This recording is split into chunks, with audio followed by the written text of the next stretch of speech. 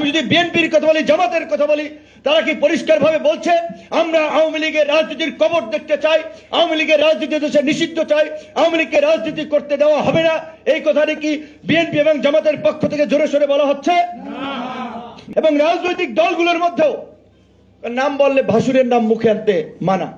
এখন নাম বললে অনেকেই ক্ষুব্ধ হবেন, অনেকের সাথে সম্পর্ক নষ্ট হবে। প্রধান প্রধান রাজনৈতিক দল বলতে আমরা যাদেরকে বুঝি, আমি যদি বিএনপির কথা বলি, জামাতের কথা বলি, তারা কি পরিষ্কারভাবে বলছে আমরা আওয়ামী লীগের রাজনীতির কবর দেখতে চাই, আওয়ামী লীগের রাজনীতি দেশে নিষিদ্ধ চাই, আওয়ামী লীগকে রাজনীতি করতে দেওয়া হবে না? এই কথাটি কি বিএনপি এবং জামাতের পক্ষ থেকে জোরে সোরে বলা হচ্ছে? বলা হচ্ছে না।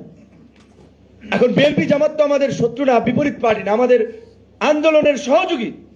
আমরা যুগপৎ আন্দোলন যে 42টি দলও করেছিলাম, বিএনপি নেতৃত্ব ছিল, জামাত একটা বৃহৎ দল, গণ অভ্যুত্থানেও তাদের অনেক স্যাক্রিফাইস আছে, কিন্তু আওয়ামী লীগের প্রশ্নে তাদের অবস্থান পরিষ্কার না।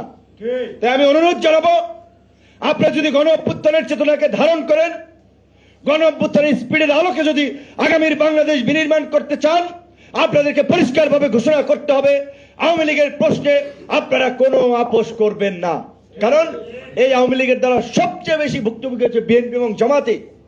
কিন্তু আজকে ভোটের রাজনীতির কারণে অনেকেই নানান ধরনের কথাবার্তা বলছেন। এই পরিস্থিতি যদি হয়, সামনে কিন্তু আমাদের সবাইকে ভুগতে হবে।